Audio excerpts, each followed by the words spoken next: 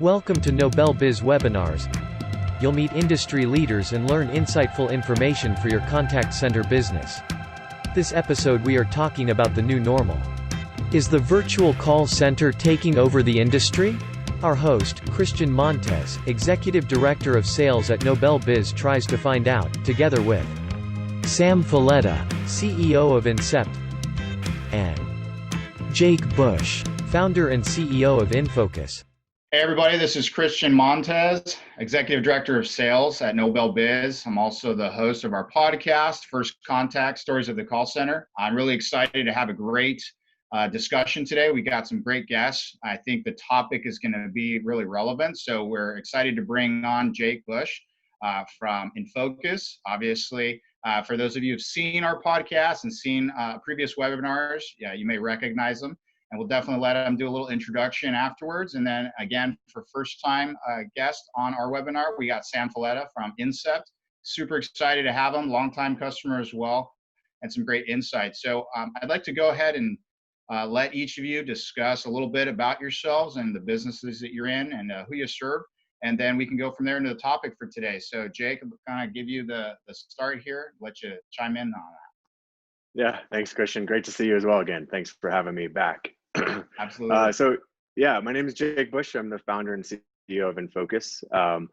INFOCU5 with a 5 instead of the S, as Christian likes to tease me about. We are a software as a service company that provides a marketplace of agents for customer service and sales. Think of us as your gig economy for the contact center service industry. So our typical customers are, direct-to-consumer, product-centric customers that utilize INFOCU5 for the actual technology to service their phone, chat, email, social, kind of full omni-channel experience. But then they also have a turnkey on-demand access to our marketplace of agents to be able to handle the influxes in volume, to maintain their service levels from a global perspective. So that's us in a nutshell. Awesome. And you're located out of where again? We're at Telluride, Colorado, small little ski resort town. Recently relocated from our Pasadena office to Grand Junction, Colorado. So we're very much Western Slope based in Colorado. So that is now our centralization. Well, for those of you who haven't gone, beautiful views.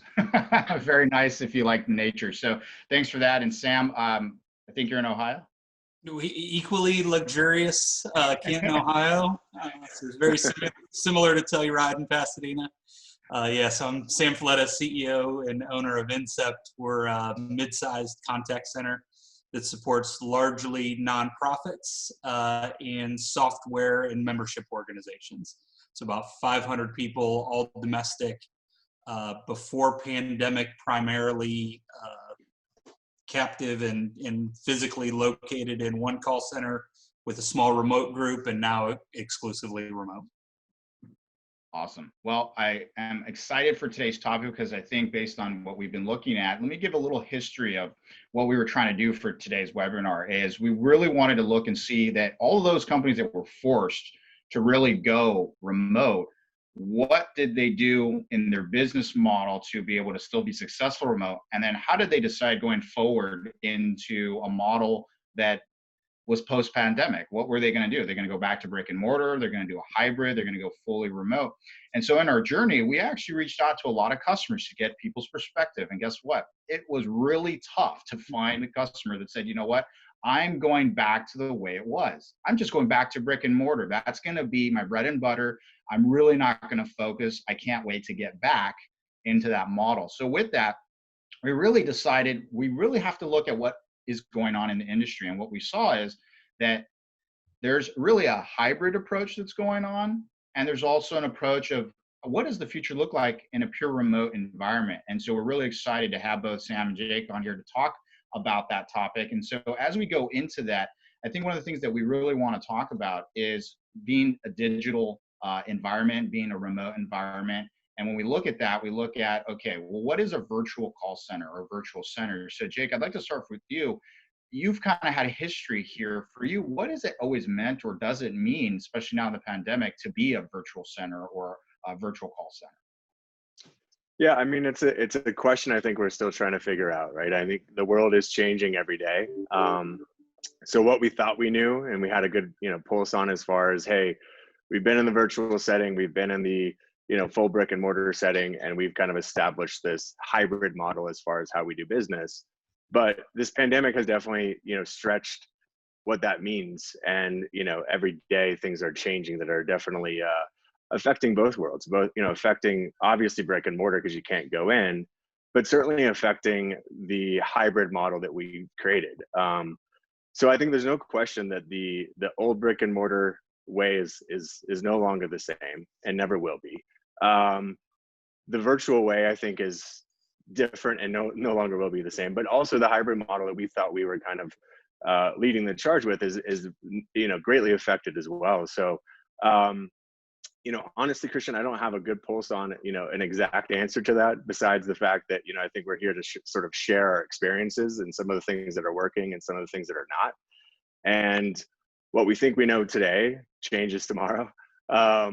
But in that process, I think we're starting to learn a lot of things and find a lot of great success that we didn't anticipate. So it's almost like there's a fourth version that we're sort of coming to light with and trying to figure out what that all means. So looking forward to kind of chat through some of the intricacies around that. But I don't have a good clear answer for you, honestly. Well, I think that actually is a great answer, because when you think about it, is what used to be cut and dry, and I think you said it well, is what used to be the norm isn't anymore. And in today's age, I think we can all agree that there's nothing that's static anymore. It's constantly moving target. And so from the past, Sam, I think you may have had an idea of being more just strictly brick and mortar. Did you have an idea of what a digital center was or virtual center was when you decided to go, all right, I have this idea of it, but right now I'm brick and mortar, and then obviously that got disrupted. So did you ever have for yourself a definition or something that allowed you to see this is what a virtual center is? We had some ideas, but lacked the urgency. So the one meme that you may have seen right at the beginning of this was like who's leading digital transformation at your company, and choice A was CEO, choice B was CTO, choice C was COVID. So it really was it. We had been primarily brick and mortar. We had a team of about 20 remote agents. We had worked through a lot of kind of the underlying infrastructure, so we knew that we were capable, but we had no real urgency to scale it. We had no great understanding of how different the training component was. So we had some idea, but nowhere near what we've come to understand today about how different it can be, how many advantages there are, and how much complexity there is in trying to replicate the brick and mortar model remotely. So yeah, I think we're some part of the way through the journey, but I'm sure we're just as naive about some parts as we were at the very beginning. Well, I think that gives a great segue into obviously the decision making as you as both leaders and heads of your business, both from strategy, but also for the safety of your staff and for all the people that work for you. You each have kind of had a model before, during this in particular pandemic, and right now currently in the pandemic and the heat of it, especially in certain states. And then you have what you feel you're going to be going forward with. So Jake, I'd like to start with you and your journey. Kind of walk us through, what did you have before pandemic? Where was your direction? Where were you going?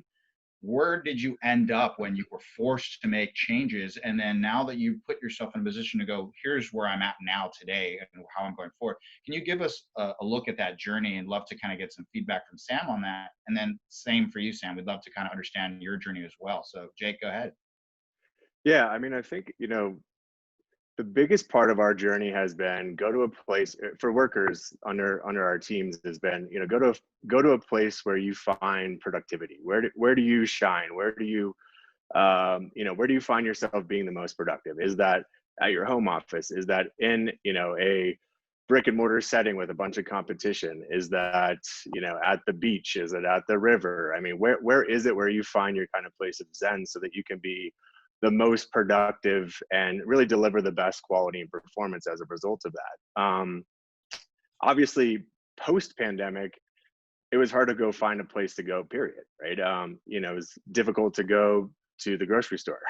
It was difficult to work at home because now you have your entire family or roommates or whoever's in your household, you know, they're in a different space as well. So everything that people had kind of, you know, developed routines around as far as what that meant to them, whether that was a coffee shop, whether that it was at home with no distractions and total tunnel vision, or whether that was a routine of getting on a bus and going into the physical office every day. You know, pre-pandemic, we were very much an open door of flexibility and a hybrid environment of whether it's virtual or whether it's brick and mortar, go to a place at any time that you're going to find the best success for yourself. Post-pandemic, like I said, that was difficult to find for a lot of people. You know, some people had internet issues because the bandwidth wasn't as strong, you know, because their apartment is now watching YouTube videos all day, or coffee shops are no longer open. Now their kids are home from daycare and they have to try to multitask with being the teacher and then going back to work and trying to find a separation there. So yeah, I think everything that was working before really got disruptive, even though that we're built for a hybrid, virtual, technology-driven environment. It's really about where does that person find the headspace and the right environment to be productive. And that's been one of the biggest challenges. And that's certainly been one of the biggest efforts prior, but certainly the biggest challenge post. Great. Well, I appreciate that insight. And I think for your model, always having a larger percentage or a big percentage being virtual, still having a lot of those challenges are very real and going forward, very real for you. Sam, obviously you were much more focused in the brick and mortar and you had this like immediate bam, you have to just flip that switch and you got to find a way to make them all remote. So kind of give us your before, during, after journey. And, you know, maybe some of that aligns with some of the challenges Jake saw. Yeah, absolutely. So we were really focused on differentiation through the physical presence of the rest of the team. So we lead with culture and we focus a lot on how to create a culture that allows people to be the best version of themselves, but really had done it pretty narrowly defined in terms of face-to-face interaction, resources in the office, you know, whether it's the lunchroom or the ability to access a counselor on site, or, you know, we had built everything very brick and mortar specific, and originally got very worried that a lot of the things that we were defining as cultures or values to the business were tied to brick and mortar. What we found, I think, or at least what we're finding at this point, is it's a lot more than just the physical presence. And if you get the right people, they figure out how to be supportive even when they're not physically close to each other. So we had, you know, Facebook pages pop up and WhatsApp group texts, and, you know, people will find a way to be the kind of people they are at the core, even if the medium changes a little bit. And I think that was one of our biggest worries. So there are still some gaps. You know, one of the things we say is, you know, kind of the old like high school speech teacher who talks about how communication occurs and says 70% is body language and 20% is your words and 10% is your tone, or whatever that, you know, the people that tended to rise in our organization were the most complete leaders who had the ability to really survey a group, and some of that was their physical reaction. So if you have a team meeting and you can see somebody's body language, you know that you can walk over and say, hey, what's up? Doesn't look like you're in the right place. Is there anything I can do? How can I help? That transition has been a tough one for us to, in a lot of ways, lose the ability to react to what you see and have to initiate it. So you can still kind of share that same concern for people, but it's way less ingrained in the part of the day-to-day, and you have to be more intentional about kind of how do you reach out to somebody, how do you check in proactively. That's probably been the biggest adjustment, is to try to replicate what we feel like the energy of the physical environment created in a remote version, when kind of our core feature to our employees was, you're joining this family that cares about you and cares more about just the work that you do. How do you replicate all that in an environment where you don't visually get the same cues? You know, we've learned some things and we have a lot left, I think, as we continue through the process. Well, and Sam, that's why our hybrid environment worked, is because everything you're talking about, a big challenge for you, it was also a huge challenge for us when we were, when we went to the virtual setting, and we solved that challenge by our physical locations. So our version of a physical location was just a much smaller, a 2,000 square foot office opposed to a 20,000 square foot, call center. And we were solving that exact scenario that you're describing, but in that physical personal space, right? We were saying, hey, you need to leave your remote setting and come in, and we're going to kind of, deliver that piece that you're needing. So, absolutely having the same challenges as you are, because we no longer had that arm through the pandemic. Yeah. Yeah. And I think when we look at some of these challenges, you have first the existing staff that you had, right? You didn't really have a choice in that moment. You had everyone you had, you didn't have who you didn't have, and you had to make a change.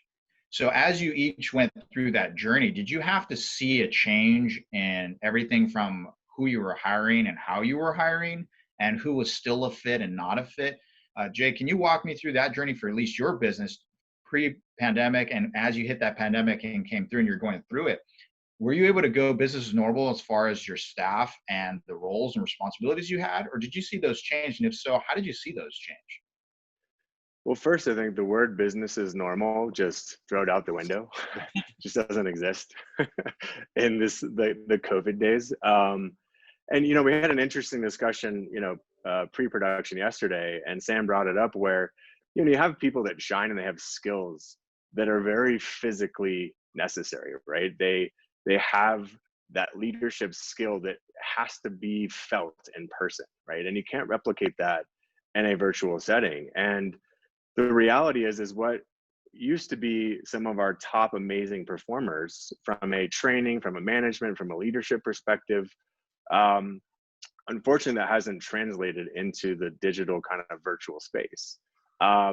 So as a function of that, there's been a lot of uptraining, a lot of sort of skill-based training to try to get those people that have those skills, but how do we translate those skills into a virtual setting? So with our current staff, it's been a lot of additional resources and costs to uptrain and, provide better skill-based training for that transition.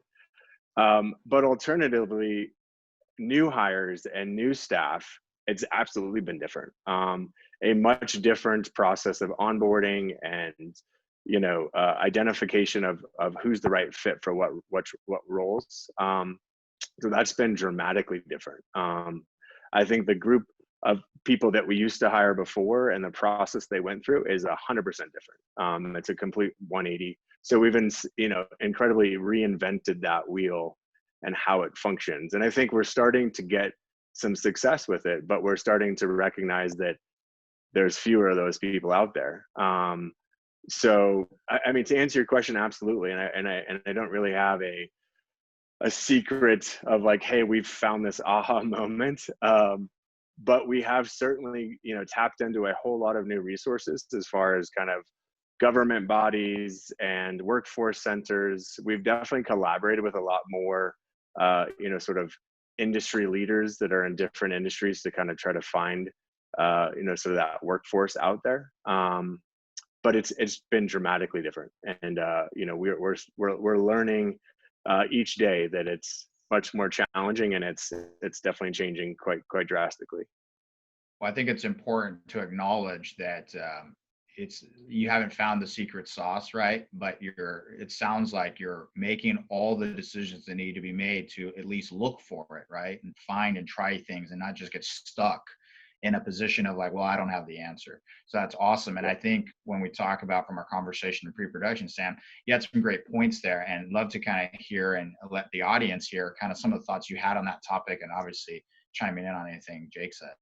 Yeah. First, to follow up and confirm for both of you, the distinction between previous staff who is now remote and new staff is a really wide distinction, right? So you have this group who understood the business, understood decision making, had trust and faith in the way you were doing it, in the way, maybe the margin of error that you have with that group as you kind of learn through all this new normal, at least our belief is completely different than that version who is starting day one, who now has a million other competitive businesses that could look and feel just like you, and they're only going to experience it through this remote engagement model. So, for some businesses, that's going to be a tremendous opportunity. For some, that's going to be a real threat, because can you differentiate in that way when somebody has twice as many or 50 times more choices to go out and do those same type of things? So the specific place that we've looked to kind of observe that is in the technology community, specifically around the development community. So you have these groups of software developers who have said, this person is top notch, and there's this kind of war on talent for the development and engineer community. And largely they've been doing it remote for a while. Their work can get evaluated remotely. The difference between great and not great, and the benefit packages all look similar. Like what makes you unique for that group of talent?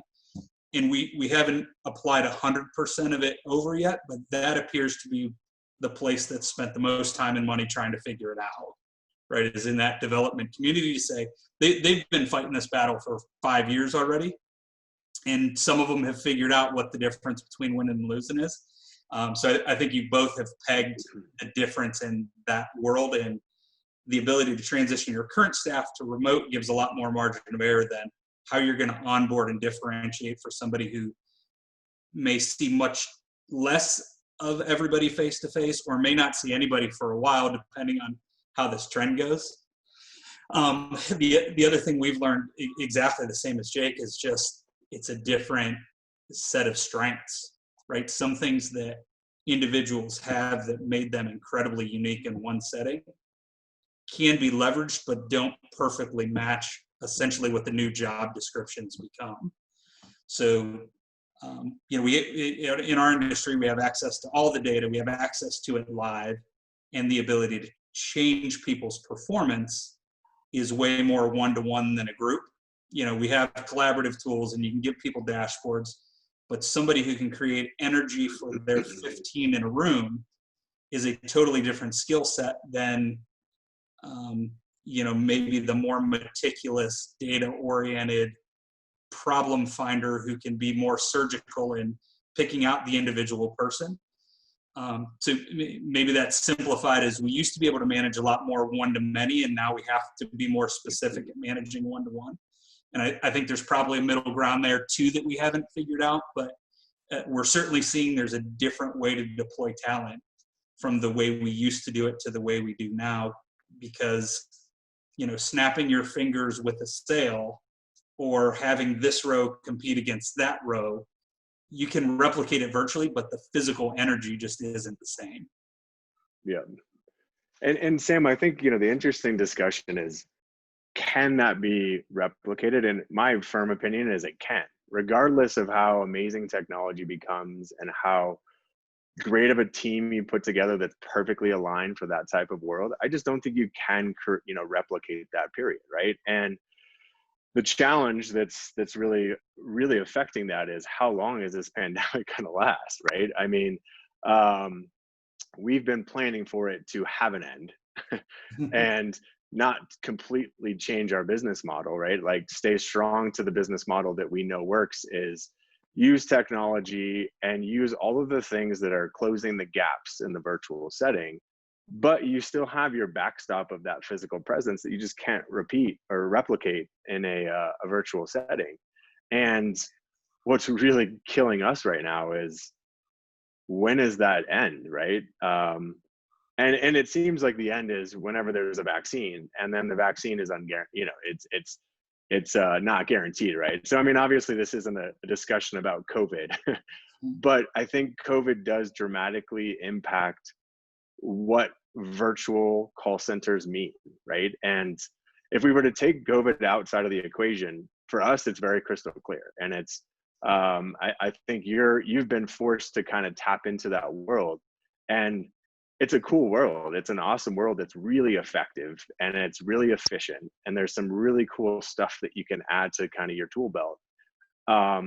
But that glue is still on the waist and it's still attached, and it still needs that physical presence. So that's the piece we're searching for.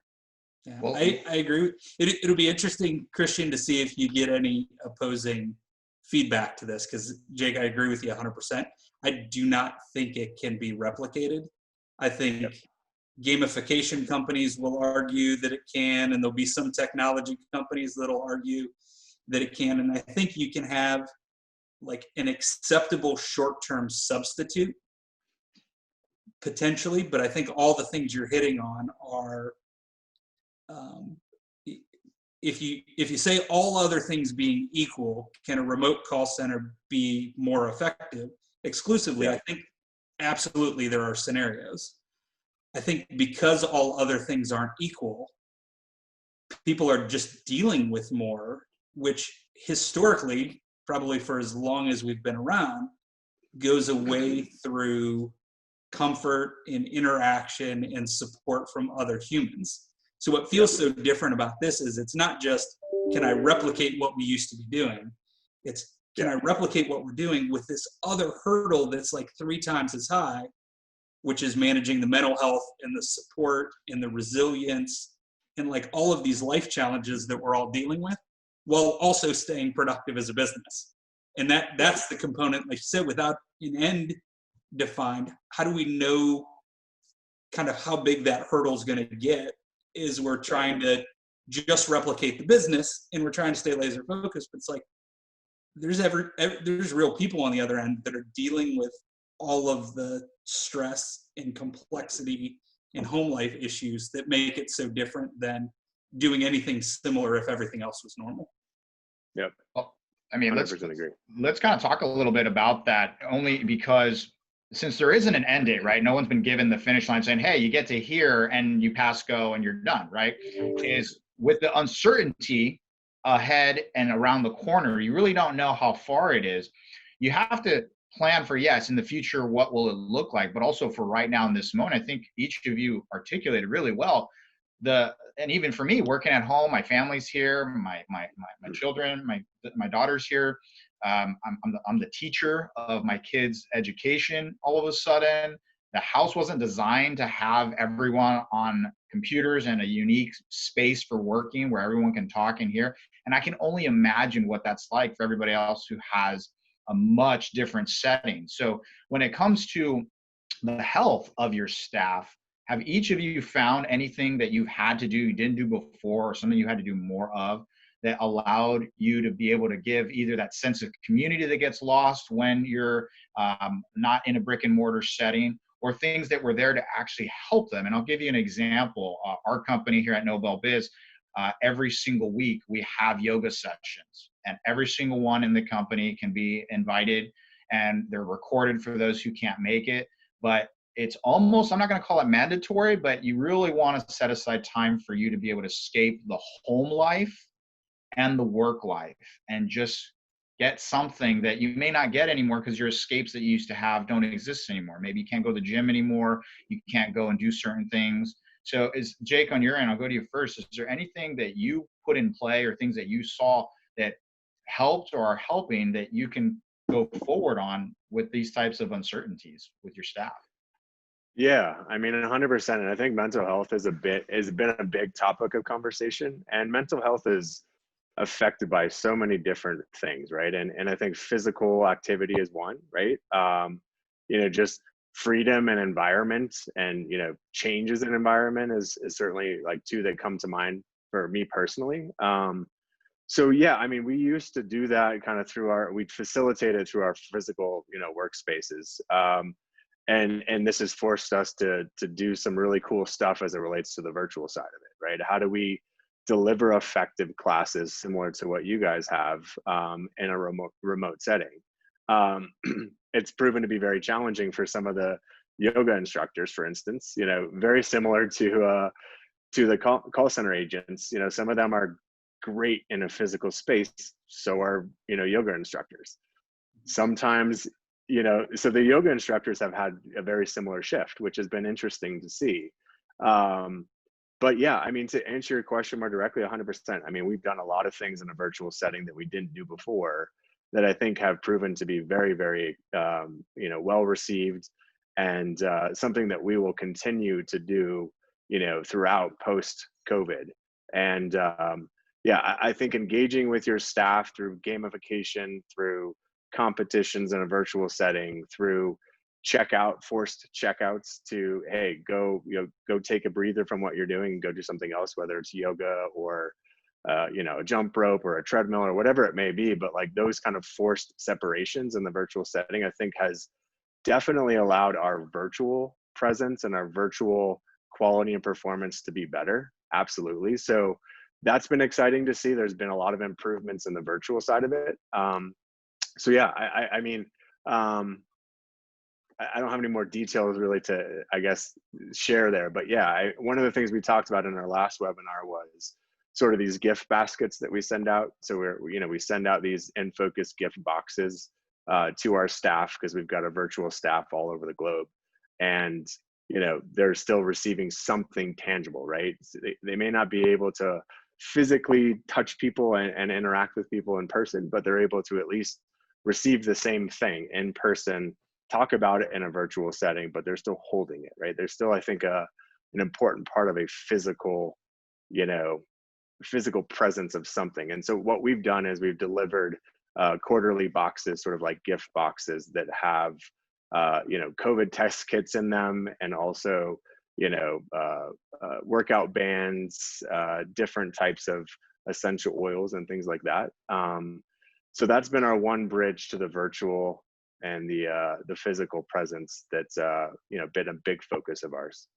Awesome. Well, that's great. Appreciate that. And Sam, from your perspective, what are your thoughts? Yeah, I love the quarterly boxes thing. I'm like taking notes. That's a great idea. Ours similarly is really focused on mental health. So we had started a project prior to this where we were working with the IO psychology group at a local university, the University of Akron, to essentially study the stress on a contact center agent. And it's been fascinating, right? They have PhD students who are doing surveys and then coming out to evaluate people. And kind of the long story short, the summary of that is they basically do the consultant's version of a 4-square box. And the most challenging role through the eyes of IO psychology is high demand, low control, right? So if you have high demand job, but you have high control, it's typically exhilarating and the pressure's high, but you have the ability to do it. But the call center is largely high demand, right? High volume, low break times, usually upset customers to some capacity, and then low control because you have a real rigid kind of approach to what you're able to do, where your autonomy lies, the authority. So kind of the summary of that survey was, this job by nature, to do it effectively, is going to be one of the more taxing jobs. So how do you kind of optimize for that? So one of the things we did was, anywhere that we were implementing controls that didn't significantly change the customer experience, we eliminated them. Right, so if there's a bunch of controls that are necessary, script adherence, training, blah, blah, blah, there are other things that aren't, like dress code. So we just say, okay, there is no dress code. Like, now you have total control over that component. Okay, break times, take them when you need them. So we had been doing this project for some period of time to try to understand kind of how do we manage it in the physical environment. And that introduced us to a professional services firm that we brought in that essentially was a counselor, the way some organizations would have a doctor on call. We just have a mental health counselor on call. So we have a professional organization that sends 2 individuals over. They have scheduled time slots. It's voluntary and paid, and people have the opportunity to go. And at first we were worried, like, would people even be open enough to kind of get exposed to this? Yeah. And what we found was the first group, the HR manager just knew enough to say, like, hey, this could be helpful. So we didn't have to do a big call. And then they really kind of pitched the rest of the story for us. So they would go everybody else and say, it's framed as like a career development counselor. It's a life coach. So they'd go have a few meetings and then they'd come and say, like, hey, I had that same problem a few weeks ago. You should go meet with the coach, they can help you work through this stuff. So in this shift, we've actually had to double the capacity of that program. Wow. Because new people are like coming up and getting introduced to it, and others that previously maybe went once or twice a month are now going once a week. So it, in a lot of cases, is just referring somebody to additional help. We're not necessarily trying to solve the problem within the organization, but we're trying to make sure we catch it early enough that somebody can be directed to resources that can help them get through whatever they're trying to go through. Well, I think that's huge, because the culture, it sounds like, that you've developed there is removing any stigma that could be associated to talking about mental health or things that could be a challenge. And many people don't do it outside of work because of stigma or, financial, or being able to have time or access. So being able, especially right now with the things that people have at home and at work, creating an environment that not only accommodates that, but allows the culture of everyone who goes to tell each other about it, that it's safe. It's something that's not bad. It doesn't have this negative stigma to it. Definitely allows for that. And obviously, Jake, with your gift boxes, I know from the last time we talked about that, some of the things you're sending and the things that it encourages. I think it's great stuff to see. What we can transition to is in our discussion is, I think it's really important to see that even though the pandemic has been absolutely devastating to a lot of people, and a lot of people have been hurt, they've lost their jobs, they're in really bad positions. A lot of people obviously have lost their lives and have been sick. But there are some companies that have found ways to improve the experience. I gave an anecdote myself the other day with you two about how some brands I've interacted with, and I loved them before the pandemic. And during the pandemic, their service went out the window. And others have shined and made me absolutely want to stick to that brand even more so, because even during a difficult time, they found some ways to get something positive out of it. And I think some of the things you're doing are really great in that. But from a performance perspective, or things that maybe, like as you said, Sam, earlier, the driver for me was COVID. I wasn't in a hurry to go everyone remote. But have you found anything performance-wise, or improvements, or things that you've seen that have come out of being able to be fully remote, or to go more remote than you were, or things that now, as you said, in relation to what you're doing to help with your employees? What kind of experience have you had there from that perspective, Jake? So, I mean, one of the things that we really focused on is the customers themselves. So the customer that comes to us and the customer's customers that interact with our agents on the platform, if the better experience that they have, the better experience that interaction is going to be with, our agents and the customer. So we've actually spent a lot of time, really customizing IVRs.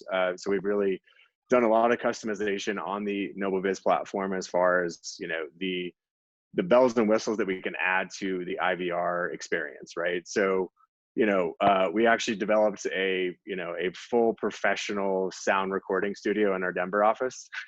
So now there's nobody in our Denver office, but there is a super sick recording studio in there. But we're doing like custom jingles. So there's like a custom song that actually is produced and composed by musicians in Denver for each brand. So each brand is very specific, and it has a jingle, or really it's more of a lyrical song that takes the customer through a totally different path prior to the agent, gives them the opportunity to do a text message if they want to engage that way, or send an email. So basically, hey, let's diffuse that customer's maybe anger and angst with something that may not be in the control of the agent prior to the agent actually interacting with them. And it certainly has led to less of those escalated, challenging phone calls that, that sort of add to an agent's plate that's already, difficult job to do, like Sam mentioned.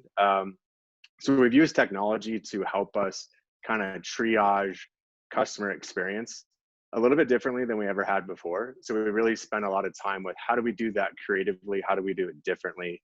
How do we positively impact that customer's experience prior to getting into the agent's bucket? So that's one thing that comes, that shoots out as far as something to note. Awesome. And Sam, how about you? Anything you saw that's been improved as a byproduct of being forced to move to virtual? Yeah, two quick ones. One is the ability to really prove value to our customers. So as an outsourcer, we're kind of aggregating all of their interactions. And if we're doing a really good job, we're also articulating the shifts back to them so that they can change their IVR, so that they can change the experience, so that they can kind of prioritize internally as they craft their response. What are the customers saying? So if we're doing a really good job, it gives us a great opportunity with that customer to sit down and say, here's what we're hearing, here's where we think it's going, here's a suggestion or two, but more than anything, we want to make sure you're aware so that you can build your plan around it. So I think as everybody gets busy, it's given us a chance, if we can answer that call, to be a much more valuable partner than just a transactional kind of order taker. And then the second, that a lot of call centers that probably were in this model prior to it had seen the benefit prior to when we did, but really just the flexibility around staff time. So for some DRTV customers or heavy volume inbound customers, the time of day allocation, when you have a physical environment, the idea to say, start at 11, work till 4, take a break, come back on from 7 to 9, isn't really a choice that we had as a potential lever. And now we see it all the time, where there's just a group text where if we get a spike, we can blast the group, say, can 12 of you hop on for a half hour? They have the ability to do that, but we don't have to make it mandatory. And I assume this has been available to a lot of the other organizations, and that's given them a lot of flexibility to be able to access something like that now has helped us service challenges that we otherwise had some struggles with. Well, that's great insight. And I think both of you mentioned something really important, because at the end, it's always the customer that's the most important part, right? Is how do you get those each and every touch point to be the outcome that you want it to be, right? And to make sure that they're meaningful. And so of all the customers I talked to, one of the things that they were saying was driving them going virtual or going hybrid was also not only the things we've talked about today, the health and safety of your team, how to be able to still progress forward and be a business that can still make money and be in business, but ultimately, especially those who are outsourced work from their customers, is their customers are dictating a lot of these things as well. And what was one of the interesting things I saw is that some companies, especially maybe because of the industry they're in, they're being pushed by their customers to still have a physical brick and mortar presence versus going 100% virtual. So I'd like to propose that to each of you. Have you run into that? Do you run into that? Do your customers at all have the dictation whether or not you do and focus in any physical presence? Or is that really not something you run into? And I'll start with you, Jake, on that one. It's very limited. I mean, we have a couple use cases that would apply to, as far as, someone that's mostly retail and they do just a little bit of online. Obviously, this forced that retail space to go very much online and really put a lot of time and resources there. But, picking up, if they're in that central area, picking up, the merchandise as opposed to it being shipped, kind of gives that, get out of the house, you still kind of have that sort of shopping presence, or that shopping feel that you're like on your way to go shop, what is it? Shopping therapy. You actually drive out of your house, you go to a retail, but rather than browsing around, you already did that. You're just there to like pick up your product. We have a couple very small use cases, but globally, most of our customers are in a virtual setting, right? So they're e-commerce platforms, or they're selling a service that's fulfilled digitally. So yeah, I mean, I think we don't have anything that directly ties to that, but I think that's a pretty cool sort of maybe way of the future, is how do some of those full virtual spaces, how do they inject a little bit of physical presence? It's just difficult when you're dealing with global companies that just they're dealing with customers from all over the globe. It's difficult to bridge that gap. But yeah, I mean, for local small retailers, here in Telluride, we have a few of them on our platform, a couple in Denver as well. So it's definitely relevant to the local customers of ours that have presences in places where we actually have physical locations. I'm just not sure how you effectively scale that piece. Makes sense. And Sam, how about for you on your side? You see anything that's dictating from a customer perspective of a physical presence? It's shifting a bit. So at the beginning, we were moving remote slightly ahead of kind of the national or state orders. And that was very specific to each individual customer in terms of essentially asking for approval. So in some cases it was, going to their information security team or their legal team, or, a lot of questions around security at that point. Once we got into the state mandates, a lot of that stuff went away, and it's gone on long enough now that I feel like we've had the opportunity to either prove our case or to validate the belief. If somebody said, like, I need this work supported in a physical environment, either we've had the chance to do work well enough to say, but here are the outcomes and they're indifferent, there's no concern, or say, you know what, maybe you're right. Like we wouldn't have believed that, but if we aren't able to replicate your performance, I don't know that we have much of an argument left. So there are definitely, individual biases. I think at the beginning, it was much more at the specific customer level and one-on-one. I think the longer we go, the more everybody is kind of accepting that this is a high probability, and there may be pieces of business or individual customers or specific access that they may require to be, internal or brick and mortar only. But I feel like more of it is the burden of proof is kind of us from a performance perspective. If we truly believe we can replicate it and produce the same effectiveness, then we show that. And if we don't, maybe they were right and we should be brick and mortar anyway. Yeah, it makes sense. And I mean, one of the things that I've seen is when everyone went remote, there was a distinction of people that may not have had access from the consumer side, where maybe, like I think you said earlier, Jake, people used coffee shops and their Wi-Fi to be able to interact as the internet. Not everyone had internet at home. Not everyone has a computer at home to be remote, or has enough bandwidth, or even has an environment conducive with a bunch of other people and to actually do good work. And so I've understood, internationally speaking, I think this is a little bit more from our conversation with Jake, and I wanted to kind of touch bases for those who outsource and have work outside the country. There are certain countries that had a different challenge when it came to some of these topics. So briefly, Jake, when you kind of had that force of people in other countries that had to just really go remote, did you experience or see anything that aligned with that, or things that you can kind of provide an insight of challenges you ran into? I mean, certainly there was a lot of challenges because our backstop of, sort of the outsourcing component to physical locations, in Manila specifically, it was just that option completely eliminated, right? There wasn't that option to do a hybrid environment or a virtual environment for nearly 100% of the staff. So, I mean, the experience was devastating and a massive shift. From a global perspective, really the cause and effect of that was our US based presence, increased 8,000%. So domestically, it's actually been a really, really good thing. Internationally, I think it's been, devastating for a lot of companies and a lot of families and a lot of people.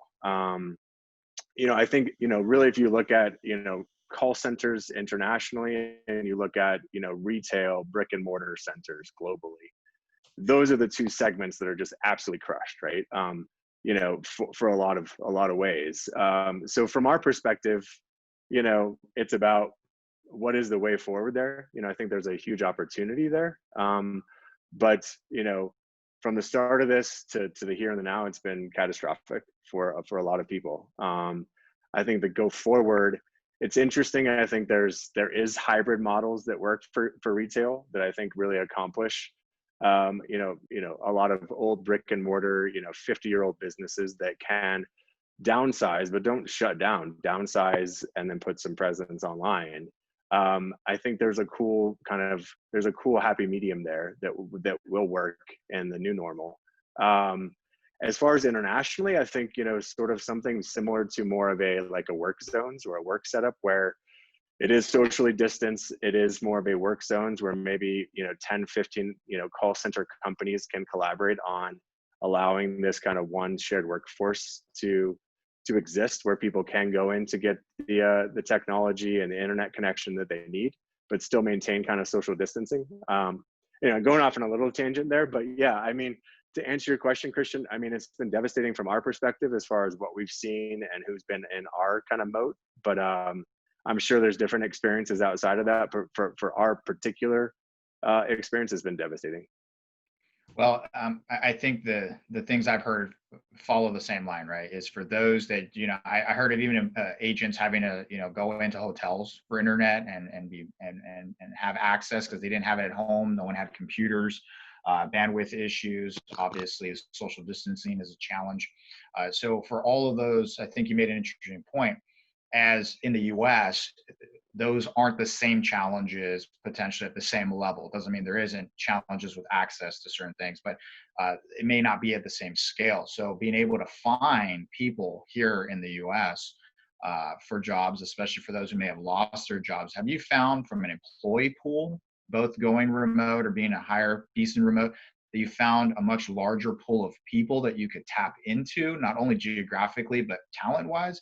Or did you still find that those who can thrive in this type of environment remote, it's still, there's only certain people that fit that mold? So I'll kind of start with you on that one, Jake.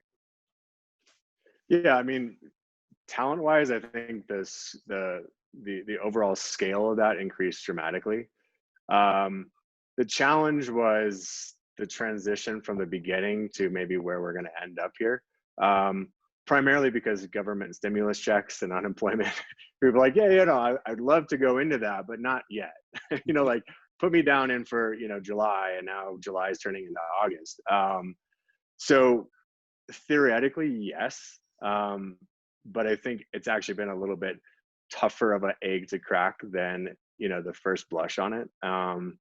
But that's primarily because of transition and sort of government stimulus money coming their way. So I think I'll expect to have a better, clear answer of sort of where that ends up in a couple months. Yeah, I think at first blush, Christian, absolutely. And the talent pool is huge. And we've been able to get, good chunks of people out of a talent pool that we would have never tapped into before, which has been awesome. But more people have been, yes, I'm fully in, but just not yet. So that's my feedback. And Sam, how about for you? I think Jake brought up an interesting topic. I don't know if we'll go too far into it today, but I'd love to kind of hear what you've seen on that side as well. It's actually the exact same answer. So totally believe that we would be at a huge disadvantage if we didn't do something around it. Philosophically, it feels like it should be easier than it's been, right? Like you see the numbers and say, unemployment's crazy, everybody's out of work, yeah, there's stimulus checks, we're growing, we should be able to hire 12 people for every open position, and not seeing that in the actual reality of it. So I think it's definitely a good thing long term. I think the question of, why and how fast will it change, and is it tied to stimulus, is it tied to people's work and home situation, is it tied to a weather change? I think the root cause of why it doesn't feel like it's as easy as it should mathematically appear to be to scale right now, we don't know that we've quite pegged why, but we totally think we'd be at a disadvantage by not continuing down the path, and know that philosophically it should work. Totally makes sense. And I think for all of our viewers and for each of you, it's going to be fluid. Every single day, every week brings a new challenge, brings a new step closer towards continuing what you're doing or making changes. And I think what everyone's seen is that both of you are active and not being stuck in your ways. You're seeing what's working, what's not. You're constantly testing new things. You got your customers and your agents are your primary focus, their health, safety, and the outcomes you deliver. So I think we've had some really great content. I was really glad both of you were able to join today. Thank you so much for your time. I'd love for each of you to be able to at least say one last piece, either about your business, yourself, or something to farewell to our audience here. So Jake, I'll start with you. We'll end it with Sam. So go ahead, bud. Yeah, no, I think, for me, it's all about culture. I think culture is what changes today, what changes tomorrow. So living in the moment on culture and, the happiness of your workforce, and then aligning with great partners like NobelBiz as far as, driving technology forward. How do we use technology to our advantage to align technology and culture and have those live in parallel, not replace humans with technology, but use humans and technology together into one kind of hybrid model that has strong culture and unmatched quality and performance. I mean, at the end of the day, that's what we're shooting for, is that customer experience. So anyway, for me, I mean, culture is what drives everything, and it's what drives all these decisions. And really appreciate the partnership with NobelBiz. Appreciate you, Christian. Thanks for having me on the show. And Sam, it's great to meet you. Hopefully we can collaborate in the future. Awesome. And Jake, where can people find you and INFOCU5 if they want to know more about your business and you? Anywhere online. I mean, we're trying to get everything out there as far as press releases and our website channels. I mean, if you call our main phone number, it actually funnels to my cell phone. So I'm as accessible as I can right now to lead the charge, and happy to talk with anyone or brainstorm or just throw spaghetti at the wall. Perfect. All right, Sam, how about you? Yeah, thanks again for having me. Great talking with you, Jake, and look forward to catching up after this. Appreciate the support of NobelBiz and all you've done. I think the summaries for me are kind of challenge your assumptions every morning, because it's changing that fast, and look for experts who have addressed these problems before and take all the good ideas. We've been shameless in our transparency about what we don't know, and what we're willing to listen to others on. And I think this industry is a good representation of how even people that on paper could look like competitors are really reaching out and being supportive of each other, and are collaborating on calls and are sharing best practices, in some cases even that could end up being less advantageous for their business. So I think things like this and your podcasts, and there's sources all over the place that are giving the same kind of information. Just make sure you're diving into that feedback, because it has dramatically shifted individual decisions just by one other conversation, or hearing one other leader, mention an idea has dramatically shifted our decision, which probably changed the whole part of our future path. So appreciate you guys taking the time to do this and including us. Awesome. Very good. Well, thanks everyone for joining today. Looking forward to all your feedback. Please continue to watch any future webinars we have for great content, great guests like Sam and Jake. And then obviously with the podcast, we interview some of the leaders in our space, and they have great stories of how they got into the contact center industry. So thanks so much, everyone. Be safe.